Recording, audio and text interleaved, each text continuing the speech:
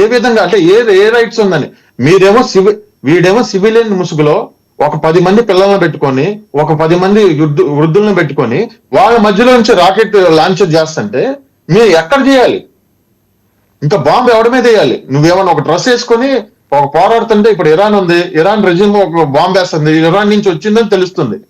కానీ వీడు జనాల మధ్యలో ఉండి జనాలలో కొడుతుంటే ఎవరి మీద కొట్టాలి? ఇప్పుడు మీరు చిన్న సింపుల్ స్టాటిస్టిక్ చెప్తాను. 45,000 మంది చనిపోయారని చెప్పి హమాస్ చెప్తుంది. హమాస్ చెప్పినప్పుడు 45,000 మందిలో హమాస్ సంబంధించిన వాళ్ళు ఎంతమంది ఉన్నారు, నిజంగా లేమెన్స్ ఎంతమంది ఉన్నారు, హమాస్ సపోర్టర్స్ ఎంతమంది ఉన్నారండి దీంట్లో? ఇవన్నీ మీరు జాగ్రత్తగా చూస్తే గనక ప్రపంచం అర్థం చేసుకుంటుంది. అందుకనే ఇజ్రాయెల్కి ఈ ప్రోపగండా వార్ని తట్టుకోవడం అనేది ప్రతిసారి నేను సత్యవంతుని, నేను నీతివంతుని చెప్పుకోవాల్సిన పరిస్థితి వస్తుంది. అమెరికాలో ఒక సామెత ఉంటది, కొత్తగా పెళ్ళైనోడు పద్దాక భార్య కంటే ఐ లవ్ యూ అని చెప్పాలంట. అలాగే నేను మంచోడిని అని యూజ్ అందరికి చెప్పుకోవాల్సి వస్తుంది, ఇంత మంచి పనులు చేసిన తర్వాత కూడా. రైట్ ప్రశాంత్ గారు, సో 2 సందేహాలు. ఒకటి, ఈరోజు హమాస్ని పూర్తి స్థాయిలో ఇజ్రాయెల్ నిర్జించగలిగిందా? ఒకటి, హమాస్తో పాటు హౌతీస్ ఉన్నారు అండ్ హెజ్బుల్లాస్ ఉన్నారు, వాళ్ళ సంగతి ఏంటి? వాళ్ళకి ఇప్పటిదాకా నడుస్తూ వచ్చిన ఫండింగ్ని కట్టేలు చేయగలిగిందా? భూగర్భంలో 5 స్టార్ ఫెసిలిటీస్తో కట్టుకున్న వాళ్ళ ధ్వంస రచనా కేంద్రాలని డిస్మాంటిల్ చేయగలిగిందా? నిన్న కూడా లెబనాన్ లో డిస్మాంటిల్ చేశారండి. నిన్న ఎప్పుడో ఒక సంగతి చెప్పట్లా, నిన్న ఈవినింగ్ లెబనాన్ లో ఎయిర్ స్ట్రైక్స్ జరిగినాయి. సో వీళ్ళు ఆన్ గోయింగ్ ప్రాసెస్. ఇంత చిన్న సీజ్ ఫైర్ అని ఇంత టైం ఇస్తే, ఈ టైంలో మళ్ళీ ఎక్కడో చోట ఎలికిలాగా తోడేస్తున్నారు, ఒక రంధ్రం పెట్టేస్తున్నారు. మళ్ళీ దానికి ఒక కార్యక్రమం, దానికి ఒక పెద్ద మళ్ళీ ఒక మిషన్, మళ్ళీ దానికి ఒక ఫండింగ్, దానికి ఒక నాయకుడు, దానికి ఒక కమాండర్, మొత్తం అందరూ వస్తున్నారు. ప్రజలందరూ అర్థం చేసుకోవాల్సింది ఏంటంటే, ఇక్కడ ముస్లింలు, యూదులు, క్రిస్టియన్స్ వీళ్ళు కాదు, మనుషుల మధ్యలో హేట్రేట్ పెంచుకొని ఒక జాతిని లేకుండా చేయాలనే ఒక కుట్రకోణం ప్రపంచం మొత్తం జరుగుతుంది. అది రియల్ వైలేషన్, హ్యూమన్ వైలేషన్ అనేది అది రియల్. ఒక జాతిని లేకుండా చేద్దామని చేసేది. ఇప్పుడు హమాస్ ఉందండి, ఇప్పుడు హిజ్బుల్లా ఉంది, వీళ్ళందరినీ 90% వరకు వాళ్ళు కట్టడి చేశారు. స్టిల్ ఇంకా కొత్తగా రిజ్యూమ్ చేర్చుకోవటం, ఇరాన్ ఫండింగ్ తో కొత్త ఏంటండి, ఒక యూదుడి ప్రాణం $1000 అండి. ఒక యూదుని చంపితే $1000, $2000 అంట. అది ఎంతమంది యూదుని చంపితే నీకు పరలోకంలో అంత జనత ఉంది, నీకు అంత స్వర్గం ఉంది అని చెప్తున్నారు వాళ్ళకి. అలా అని ఎవరు ప్రకటించారు $1000, $2000 అని? వీళ్ళే ఇప్పుడు మొన్న పట్టుబడిన వాళ్ళు చెప్పిన డైరెక్ట్ సాక్ష్యాలు అవి. మీకు ఎందుకు మీరు ఇలా చేశారంటే, ఒక మనిషిని చంపితే $2000, ఒక పిల్లోని చంపితే $4000 వాళ్ళు కన్ఫెస్ చేసింది.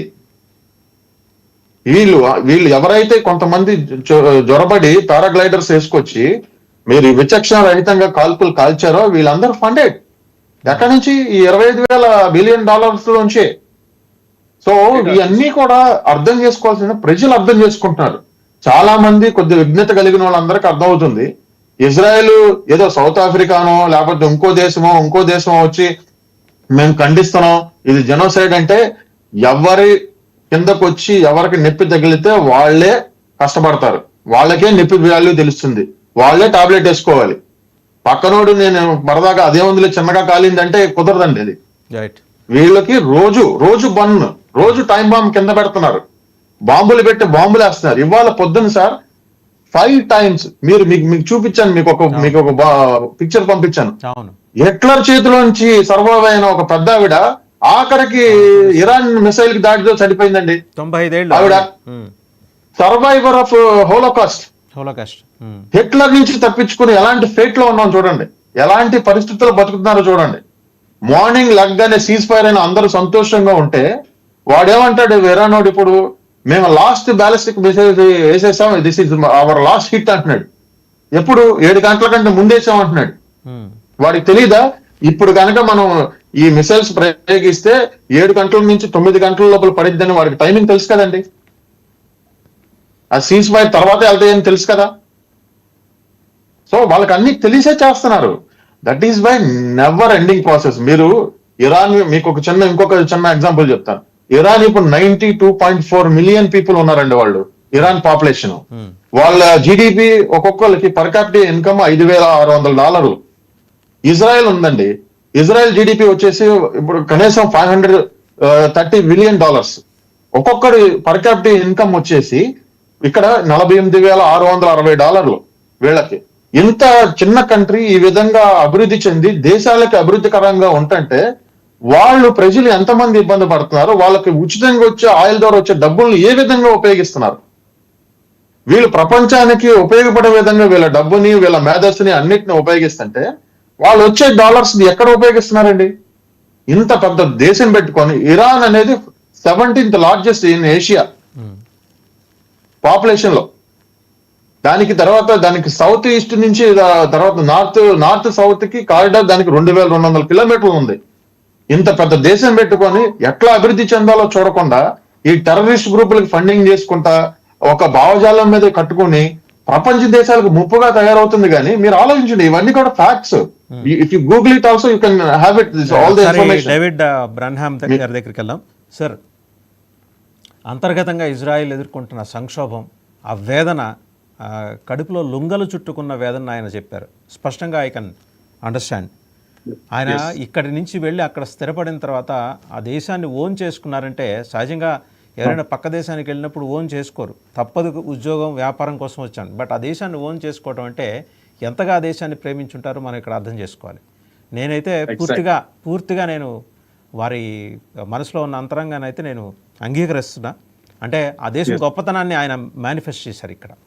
సో నేను ఓపెన్గానే సెల్యూట్ చేస్తున్నాను ఇజ్రాయెల్కి.